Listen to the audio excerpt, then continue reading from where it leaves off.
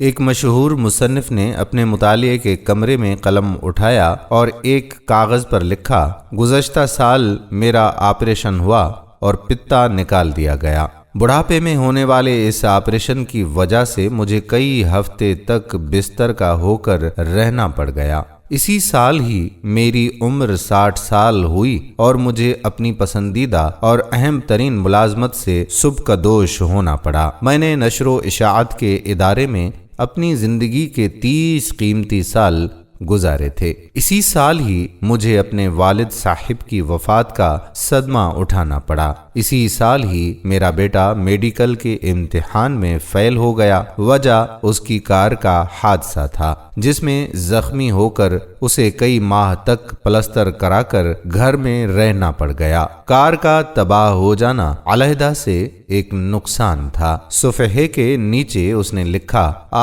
یہ کیا ہی برا سال تھا۔ مصنف کی بیوی کمرے میں داخل ہوئی تو دیکھا کہ اس کا خاوند غمزدہ چہرے کے ساتھ خاموش بیٹھا خلاؤں میں گھور رہا تھا۔ اس نے خاوند کی پشت کے پیچھے کھڑے کھڑے ہی کاغذ پر یہ سب کچھ لکھا دیکھ لیا تھا۔ خاوند کو اس کے حال پر چھوڑ کر وہ خاموشی سے ہی کمرے سے باہر نکل گئی۔ کچھ دیر کے بعد واپس کمرے میں لوٹی تو اس نے ایک کاغذ تھام رکھا تھا جسے لا کر اس نے خاموشی سے خاوند کے لکھے ہوئے کاغذ کے برابر رکھ دیا۔ خاوند نے کاغذ دیکھا تو اس پر کچھ یوں لکھا ہوا تھا، گزشتہ سال میں آخرکار مجھے اپنے پتے کے درد سے نجات مل گئی جس سے میں کئی سالوں سے کرب میں مبتلا رہا اور ڈاکٹروں کے چکر لگاتا رہا۔ میں اپنی پوری صحت مندی اور سلامتی کے ساتھ 60 سال کا ہو گیا ہوں۔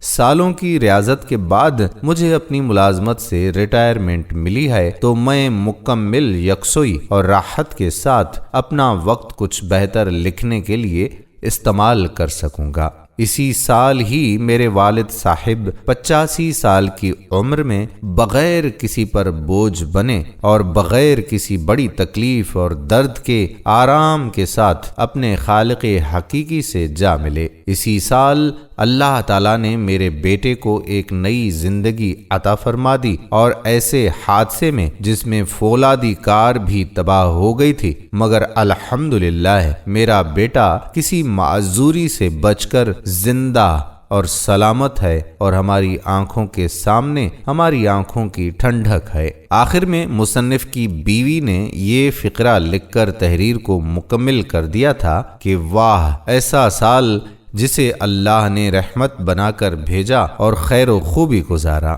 دوستو ذرا ملاحظہ تو کیجئے کہ بالکل وہی حادثات ہیں اور بالکل وہی حال احوال ہے، لیکن ایک مختلف نقطۂ نظر سے۔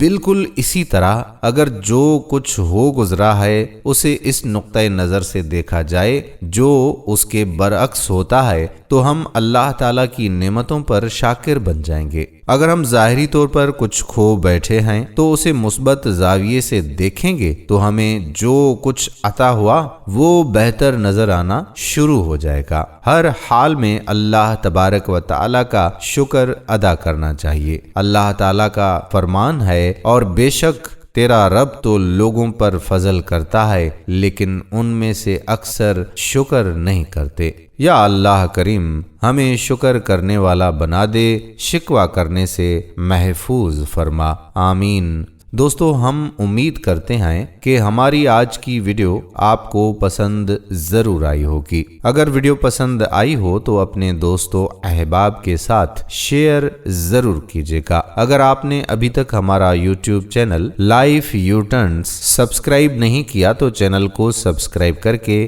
بیل آئیکن کو پریس کر لیں تاکہ یہاں پر جتنی بھی ویڈیوز اپلوڈ ہوا کرتی ہیں ان کا نوٹیفیکیشن آپ کو بر وقت ملتا رہے۔ آنے والی ویڈیو تک اپنے میزبان قادر کلہوڑوں کو اجازت دیجیے۔ اللہ حافظ۔